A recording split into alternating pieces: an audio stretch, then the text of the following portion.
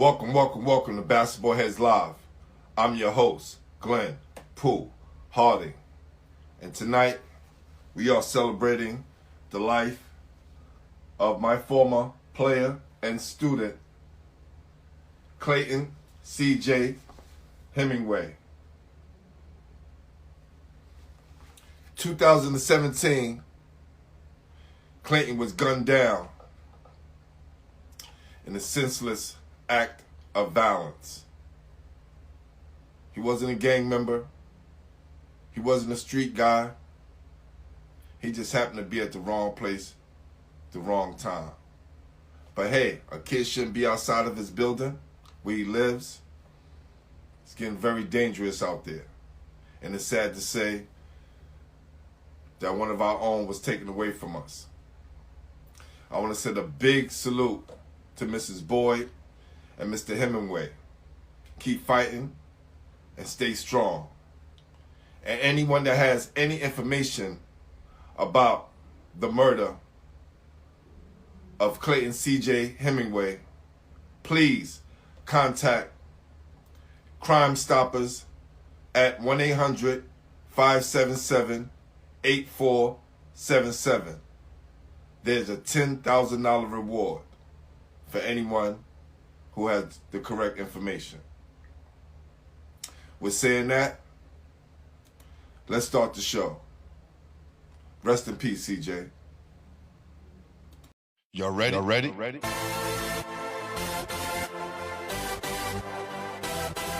Yes. You have just stepped out into the world of chaos. Where everybody goes hard. Come on. Go hard. Go hard. Go hard. Go hard. Go hard. Go hard. Or go home. Never back down. You gotta hold your own.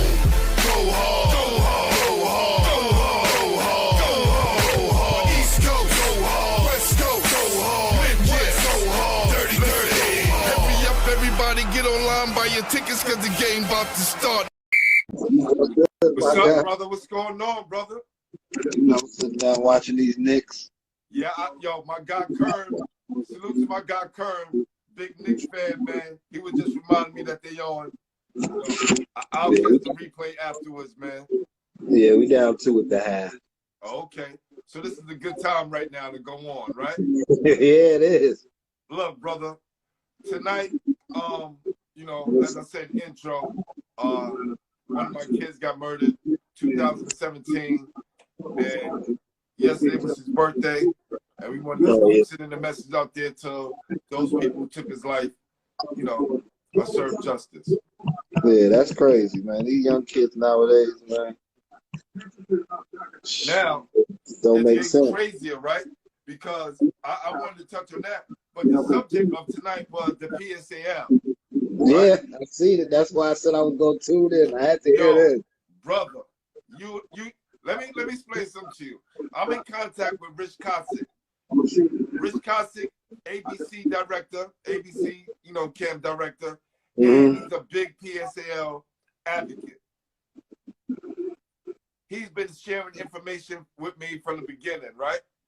So, my whole thing was that I think it's a conspiracy to destroy New York City basketball.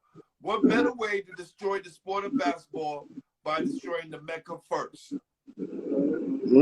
Listen to this. They said they was going to have a schedule set for the coaches and athletic directors on the 15th.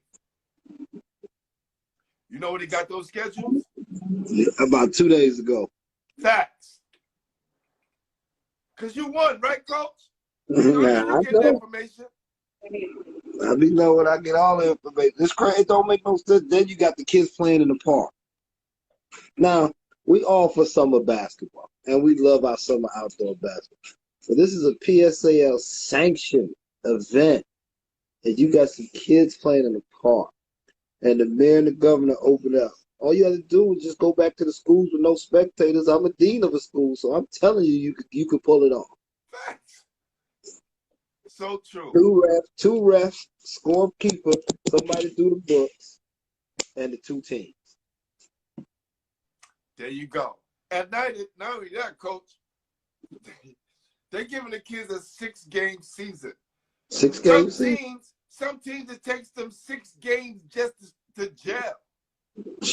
These kids ain't been in no gym. Like the CHSA.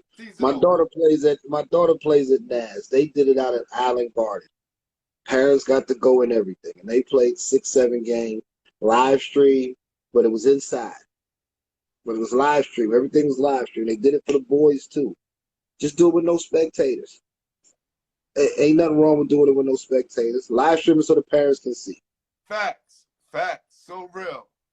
Yeah, like my man Coach Pratt said. They could do Central sites. They can.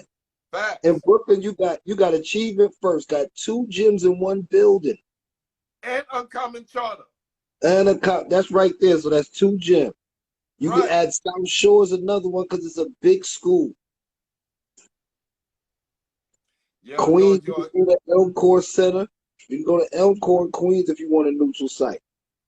Facts. The Bronx got the Gauchos. They can find something in Manhattan. What's good, brothers? What's good, man? What's going on, man? I'm good. I had to jump in on this, man. I hear what y'all talking about. You know, the PSAL, man, I don't know what they doing, honestly. Like, I really don't. I'm telling you, the fix is in. I don't think people are really seeing it. I'm seeing it from a different level. I saw it when they created the G League. People think that's a helping hand, but that's to slow those kids down. Slow them down. By the time they get up to the league, you got 2 or 3 good years from them. Get them out, bring them some more. But these kids, you got these kids that's been in the house all year. They want to do something. And you see the teams that's in it. You got a lot of A teams, you got a lot of B teams not allowed to play in it. They just playing. So what you doing? How are you helping these kids? 6 games outside. You play more games when you were Rucker or Dykeman for a season. Facts. You play 4 games in the regular season. They giving them 6. Now check this out. I got a schedule right in front of me, right? It says Lincoln versus Grady. Lincoln hasn't played against Grady in years. And that's not saying you can't, AA can't play against the A. First game at Lindauer Park. Scholars Academy versus William Grady. I guess this is Grady's schedule. Lindauer Park, Marine Park, Lindauer Park, Marine Park. In 1 week, their season is over. Yeah, and then what's the crazy thing? You see that they playing at like 11:30 in the morning.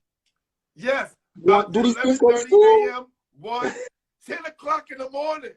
Like they just don't gotta go to class. Wait, there's no classes? No, this is weekends. This is all weekend. Weekends. Oh, they do it on weekends. But fellas, here's the deal. So that means I hope they got permits for all those parks.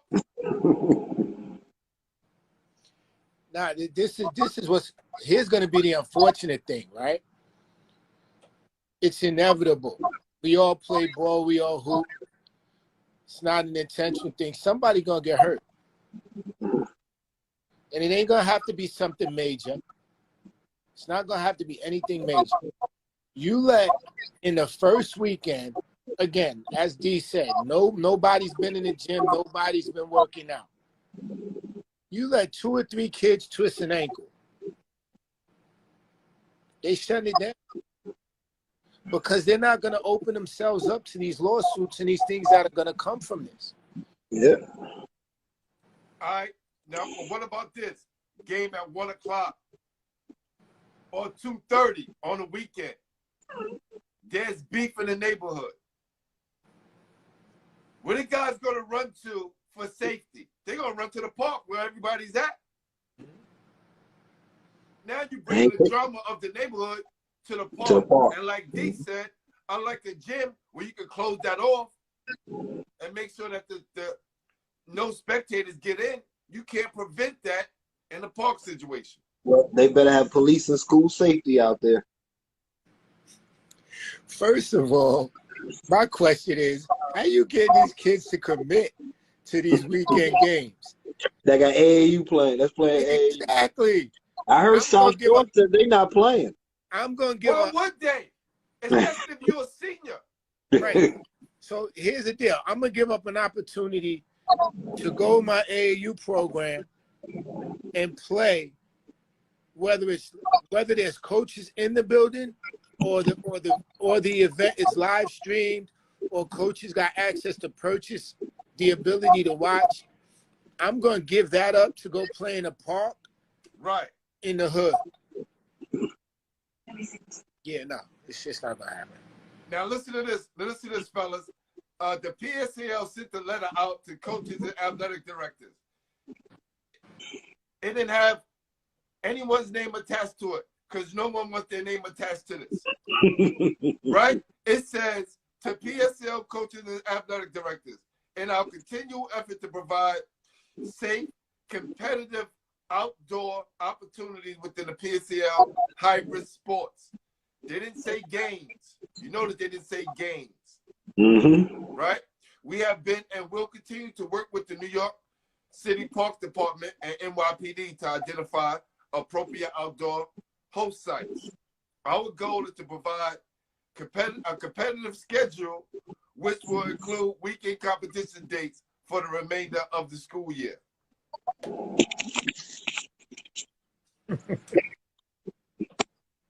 Okay. I just spoke to Ramel Lloyd. Remember Rock that with the Cardinal Hayes? Yes. So you know he lived in Cali. So Cali was like New York, they were shut down. So what Cali is doing, during the week they're playing their high school games inside, and on the weekend they know these kids play AAU. Cali playing Tuesday, Wednesday, and Thursday. Because they know them kids travel Friday to Monday. That's smart. This is why they and they playing inside. They playing inside. Because his son goes to Sierra Canyon now. That's crazy. Now, another thing, Rich Cosset, he said that the PSAL should do is provide some kind of senior showcase game, because the people that's going to get hurt the most, all the players going to get hurt the most, but these seniors, how they going to showcase their skills? Now, they should do that, but at least put that inside. Put that inside. That's going to have to be inside. But like what they got to understand, and you know, I still talk to all these coaches I know, and I know Pratt talked to all the ones on the women's side. I talked to the ones on the men's side. This transfer portal thing is ridiculous. You got 1,600, 1,700 kids in the transfer portal. So as a high school kid, unless you high major and you real good, it's going to be real tough for you to sign on that dotted line. Like that's not happening. Like, indeed, we've had this conversation. Like, that's not happening. Think about this. Like, I had a real long conversation with a Division I JUCO coach about my nephew who got pissed at us because he graduated. Like, he's done. Why is he staying there? I could set him up to move him on to finish, start working to finish his bachelor's degree. He still has 3 years of eligibility left. So now he could go finish his bachelor's, get his bachelor's, and start his master's, exactly. And God forbid if he gets hurt, he may then in turn end up with a 6th year. Because there's a young lady who just won a national championship. Stanford gave her 6th year. Yeah. Shoot, the kid from Iowa got a 6th year. The shooter. Iowa, 6 years. Well, Kentucky gave their whole state their whole state. Well, you know, my daughter, you know, I was at Kentucky State, so my daughter's still friends with girls down there. And when they first said it, because they were the first ones to call me and my wife and tell us about it, I was like, are y'all serious? They was like, yeah. Said if they decide they want to come back, they can play another year of high school ball. Yeah. Like, I'm telling you, this is aimed at destroying New York City basketball. I'm telling you, 5-10 years from now, we're going to look back. Hopefully, if things are still together, we can look back and say, man, listen, that was the start of it. Well, I don't know. I mean, I've had my feelings about the PSAL and how they do things for years. I'll keep them to myself because of the position that I sit in right now. Lord. But, you know, what's going to happen is, and again, I said this to D a couple of weeks ago, kids who are seniors in high school right now that are graduating, if they have opportunities to do a prep, if they could fall into a prep situation where the prep school has the opportunity for them, where they can help them financially or whatever the case may be, if they can do that, if the kid is a borderline kid, and I don't care if it's male or female, if he or she is a borderline scholarship level kid, then I'm saying if there is a prep situation, then that's the way you need to go. Because every coach I've spoken to has been like Dee said, the kid has to be a stud. The kid has to be a real stud. Not to mention, they got high school kids that are opting for this G League thing now. Yeah. But this is what I'm saying. And I listen to what my guy Kwame Brown has been saying. Have y'all been listening to what he's been saying? Yo, they woke up a beast, man. And what he explained, just his take on why the NBA created the G League. Now, it's a great opportunity for kids to get paid. But I also think a lot of them can get stuck down there for years. And by the time they get up to the NBA, they kind of pass their prime. Well, the NBA's prime. And they get you there, so you can't make that much money as these guys are making, because it was getting ridiculous. And I'm telling you, the bottom line is the money. So you got to filter that all the way down to the Mecca. So some way we can shake that up. So let's look at it this way, right? Prior to them doing this G League thing, and then them doing you have to be 19 and 1 year out, all of that stuff. Let's think about this. How many times did the league get burned by taking these kids that were not ready? And again, I'm not saying who was ready or who was not ready. I believe, this is my own personal opinion, I believe the G League was developed to avoid, like you said, it's the money, to avoid the league and the teams in the league getting hit, paying these dudes who were not ready to go. But whose fault is that? Like, and that's what that's what it boils down to for me. You fault the player? If the guy goes, yo, my buddy who's playing baseball, he's going pro straight out, why can't I do the same thing? Right.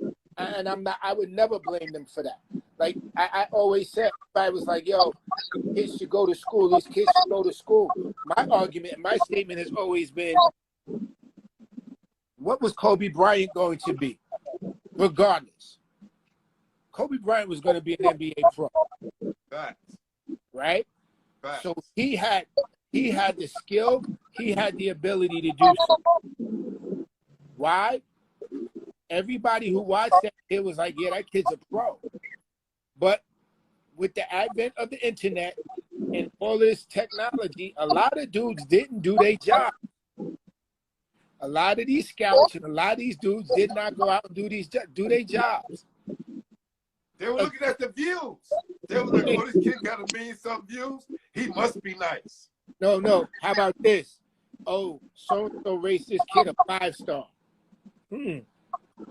He might be a 5-star at 6'7", 6'8", playing against other 6'7", 6'8", 16 and 17-year-olds. He's not going to be a 5-star playing against grown men. Nope. That's going to be a whole nother podcast. The ranking system, we could go deep into that one. Yeah, that's crazy. Into that, but then you see the other thing. You saw 2 kids from where's in Atlanta skipping high school to join the overtime joint. Yes. Hold up. You ain't hear about that? No, D, fill What? me in. Hold on. You ain't hear about the Twins, overtime joint? Basketball they twins. to Overtime started a league that's taking high school kids, paying them like they said, what is it, 500 to $1 million. So two twins, 5-star kids, they juniors in Atlanta, skipping high school to join that league. Kevin Ollie is one of the coaches. Yeah. I think Kevin, if I'm not mistaken, I think Kevin Ollie oversees or is The whole thing. overseeing all of the basketball operations part of that. listen, slowly but surely, somebody else gonna slide up in that spot. You know, it's because I'm saying to myself, kids should have options, right? Kids should have options to do what they want, whether it's overtime, slam, whoever it is. You give a kid an opportunity. Now, do you knock the kid? No. Yeah. And No. especially if you're a New York kid, you like, you know what? After these 6 games, I'm gone. No, but how about this? Let's take it and let's make it even simpler than that, right? Okay. He's a Brooklyn kid. I literally, Staten Island, Brooklyn, and Harlem is where I grew up at. So now, if somebody came to me and said, "Yo, Al, I'm guaranteeing you $500,000 a year for the next 4 years. You sign this deal, that money's in your pocket." Let me ask you a question. Y'all both very educated dudes. If I go to college for 4 years, graduate, walk across, please tell me where I'm walking into a job that is guaranteeing me 500 racks a year for 4 years. It's not happening. We're talking about no way. We're talking about money and opportunities that are life-changing, life-affirming opportunities. How can you get mad at these people? You really can't. It's crazy. You really can't. This You is know? crazy. Now, You know. and listen, all this is, I think, when we get now to the end of the year, like you guys said, and guys have to make choices whether to go to AAU or to play in the Dykeman tournament, right? Or Gersh compared to playing in a high school game. Yeah, but you see what it is. They're going to say, like, nobody's at my high school game. Gersh is packed. Dykeman is packed. I'm gone. But you see how smart Dykeman and Gersha, they make sure it do not conflict with AAU. Yep. They make sure it don't. Now, they'll lose a couple just because of July, Yeah. the week long. But other than that, they're going to make sure they get the best ones to show up at the best time. I really don't think they thought this through at all. And I'm always thinking that things happen for a reason. And I'm going to say it again. I'm going to stand by it. I think this is the beginning of the destruction of New York City basketball.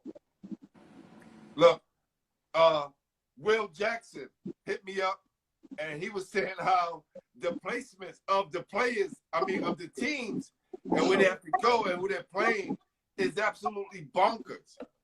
You got Brooklyn Collegiate not in the same bracket with Jefferson or none of them. They got Bedford Academy, Banneker. That's why I said Lincoln is playing Grady. This is not the 80s, fam, when I was in school, and we both of us in the same division. Got East New York family in there with Jefferson. Yes. And Grady's going to be done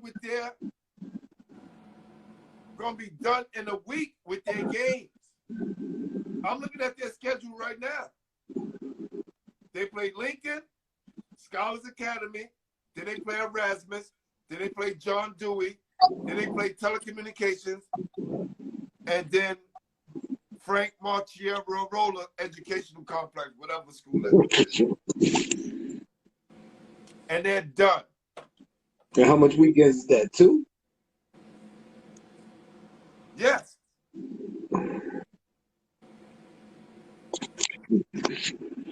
kind of spread it out. 1 week here, another week there, another week.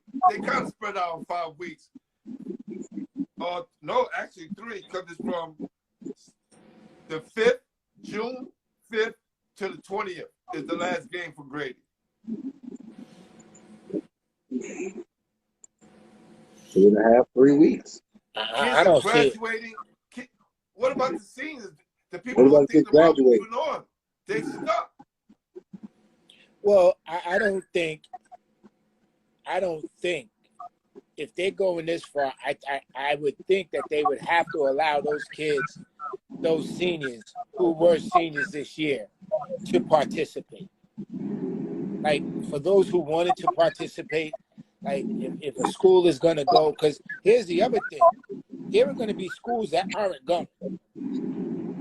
There are going to be schools that say, yeah, nah, thank you, but no thank you. You know what I mean? So yeah, they looked at it. They just said they was giving the kids something to do. Right. But Right. And the crazy part about it is, like you said, there's nobody who really thought about this. There's nobody who really thought about it. You could not have thought this through. Listen, rest in peace, Donald Douglas. But Rich Costin told me the person everybody should be pointing their finger at or trying to talk to is Danny Harris. He's in charge. So anybody who knows Danny Harris, hit him up and let him know that you got to do better by these kids, man. But here's the They're thing, not though. going to have the chances that we had. They're not going to have the opportunities that we had. And I think this is purposely done to drive this city to a new narrative. So D, and maybe you would know this, D. So are they allowing uses of the school buildings? Like, have they allowed the buildings to be opened up?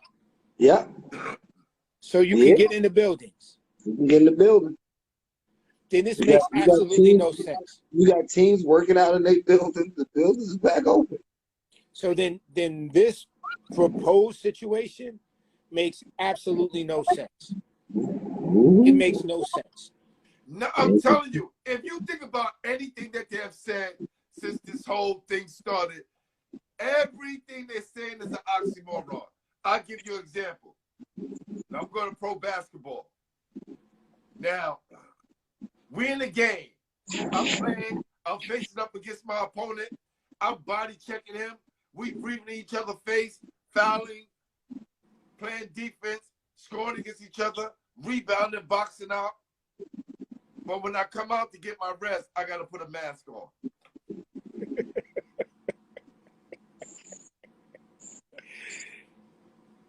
Think about this shit. It's an oxymoron. Yeah. And it filters down to how the kids are being treated in New York City. It don't make any sense. How do you say we want to keep the kids safe but have them play outside? No spectators, but we playing outside. But how you gonna stop that? Yeah, I heard they said no spectators. How you gonna stop people from coming to the park? Yeah, that's gonna be the thing. That's gonna be the thing. How you gonna stop You people from understand coming to what the I'm park? telling you? And look, brothers, when you're a thinking person, when you're just a thinking person, and you're not a person who just like to get told what to think, and you think and you rationally, you're like, oh, hold on. That doesn't make any sense. I'm the dude with the bottle. I'm used to going to the park and cussing. You think I'm worried about these? No. Yeah, no. I mean, you know, I know from being associated with the CHSAA, I know what they just did. It wasn't the best situation, but in terms of how they did it and what they did, I have to commend them. You know what I mean? They took and they put the girls, like we said, the girls were at Island Garden. The boys that played, they were up at Stepanak, and that's just what it was. And they went through their games, and those games were played.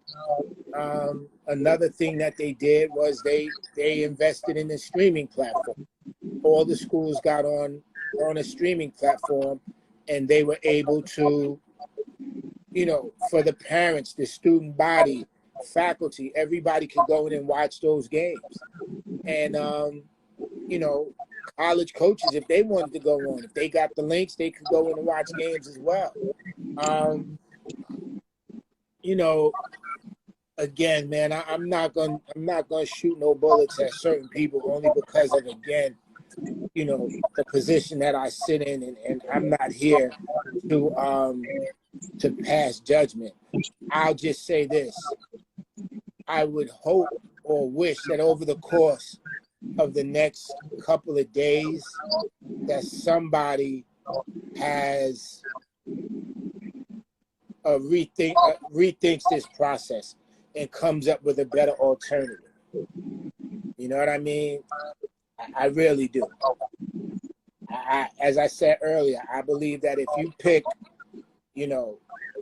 certain buildings in certain areas of certain boroughs, you could pull it off as to where it's a safe environment. The teams could go in, they could play. It's a more controlled environment than trying to control a New York City park in May and June, and the weather has been beautiful. The city is opening back up. Like, what you gonna do? You're gonna walk in the park, tell kids I'm not getting off the court. So now you've opened up to different confrontations. You're possibly what you think could be a positive situation could very easily and very quickly turn into a negative situation. And listen, the parks, that was definitely some great insight, man. But the parks they got the kids playing at are so far out. They try to make it to where they pick the park that's so far out that the kids is like, taking they got Jeff playing at Gersh. They got Jeff playing at Gersh. When I saw the thing, it said Jeff. The first game was supposed to be Jeff South Shore at Gersh. How the hell you keeping Linden houses, all those projects, all those people out of Gersh? Soon they find out that Gersh is popping again. They gonna hear the whistling come out. Beer, smoke in the air. You know how it's going down the elements, baby. Well, how they gonna do it? Guess they figured if they put it early, nobody gonna come. That's what they think. No. No, that doesn't make any difference. Once people know they don't gotta pay, what? I don't get paid that $10 at Jefferson? Or $5, whatever it is. I'm right there. It's gonna be, I don't know. South Shore, two of the biggest teams in Brooklyn playing that Gersh. Yeah, but there's a rumor said I seen on Smoke Twitter on his Instagram. He said South Shore is not playing. I agree. He said he's not playing. But for 6 games, is it worth it? Nope. Is 6 games worth it? That's like even if you start breaking down, weekend thing. Yeah, and if you start breaking down team by team and see what kid plays AAU, it's gonna be hard if they're gonna tell a kid we going to Boo Williams this weekend, or we going here to play. It's gonna be a no-brainer where they going. It's gonna be a no-brainer. You got kids who don't play AAU, so you got kids that still want to play, but you're gonna lose some of your kids because they play AAU. Yeah, there's no. First, I'll be honest with you. When they first made the announcement about playing games outside, I was like, that's absolute insanity. Like, high school games outside to me is just absolute insanity. Like, it just, and again, like, I get it. I would like to think, and this is just me, I would like to think that it's coming from a sincere place. Hey, we want to give our kids an opportunity to play and do this. But, like, you're the outside thing, I don't see it working. I just don't. I don't. And I'm going to commend the Catholic Schools League for doing such an excellent job at keeping the kids playing, keeping the parents happy, and keeping everything just normal. You know, things got to change, but they did their best. Having the kids play, having the streaming service, those are the things that you say, you know what, we're going to check our boxes and dot our I's, cross our T's, make sure that we're covered in a way to where everybody can be comfortable. Mm-hmm. I mean, and D can attest to this, as school administrators and dealing with this, and nobody's exempt from it. I mean, this last 14 months has been something that nobody could possibly ever have been prepared for, like on any level. I don't care, man, woman, child, adult, like it's tough. It's really tough. And you're still, and we're still trying to do things to bring a level of normalcy back to these kids and give them the experiences that they would, you know, prior to the pandemic that they would have had. So, you know, as I said before, I hope that with the opening and things being loosened and everything kind of trying to get back to some level of normal, I just hope from the bottom of my heart that somebody sits down and says, hey, we need to rethink this. We need to look at this again and see if we could do this differently and see if we could do this better. You know? They were doing it. Rich Cossett, you had Ron DeClario out there fighting. They even put together the senior game and said, listen, towards the end of the year for 3 days, the 26th, the 27th, and the 28th, right? Let's schedule something for the seniors, right? It says, why not have the PSAL events on the 24th, 25th, or the 29th and the 30th? Because I heard that the Catholic school is doing something as well and providing something for their seniors. It's the NCAA live period. College coach can come out. So it's like a team. It's got to be sanctioned through the league. So if they do it that time, it's smart for them. The Catholic schools got their sanction. Team camp. So they might as well do the same thing. They should just let the teams play. But if they want to do a senior game, that should work.